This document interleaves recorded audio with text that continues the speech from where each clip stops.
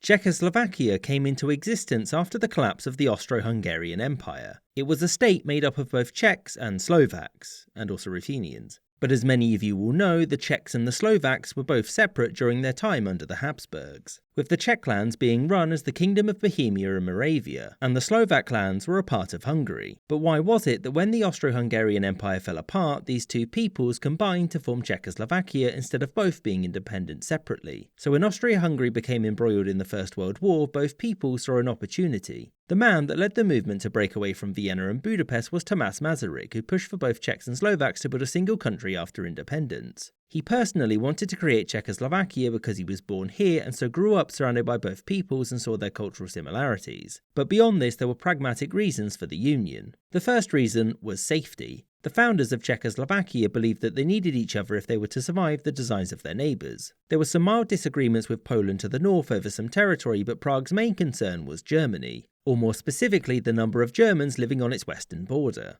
There had been a push after the war that people should have the right to self-determination. For example, Danes living in Germany were given the choice of whether to stay a part of Germany or join Denmark. And this trend worried the Czechs since it would give Germany a claim to important territory, or the Germans living there voting to take it with them. The Slovaks had similar concerns. In the south sat a large number of Hungarians, and Hungary had made it clear that they wanted these lands and its people back. Furthermore, upon the death of Austria Hungary, this area called Carpathian Ruthenia was also given to Czechoslovakia. The people there were neither Slovak nor Czech, but instead were Ruthenians. They had initially wanted to become a part of the Russian Empire, but given that that didn't exist anymore, and what replaced it was a tad too communist for the Ruthenians' liking. And so it was decided that it would go to Prague to avoid creating a small state that would likely just get conquered by Hungary again soon afterwards. The Allies wanted this for two reasons. It punished Hungary, which was always nice, and also it connected Czechoslovakia to Romania, which was also worried about Hungary trying to retake old lands. And so, when these three ethnic groups were combined, the country had a much greater chance of resisting any foreign threats.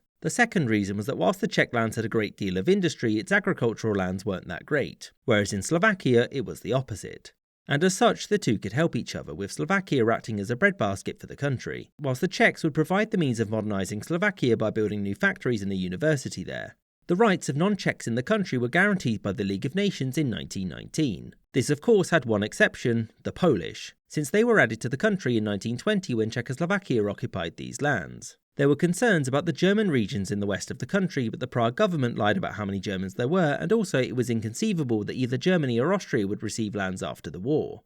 And with that, the Czechs and Slovaks left not on their own, but united in a single country. I hope you enjoyed this episode, with a special thanks to my patrons, James Bizanet, Kelly Moneymaker, Sky Chappelle, Kartoitska, Andy McGeehee, Anthony Beckett, Alex Schwinn, Rod D. Martin, Yudwan Wang, AF Firefly, Spencer Lightfoot, Marcus Arsner, YN Hockey, Captain Psydog, Marvin Kassow, Kamoon Yoon, The McWhopper, Gustav Swan, Maggie Patskowski, Calling Dr. Howard, Dr. Fine, Dr. Howard, Spinning Three Plates, Copper Tone, Shuenin, Words About Books Podcast, Khaled Alderwood, Winston Kaywood, Jim Stroomberg, Charles I, and Miss Izette.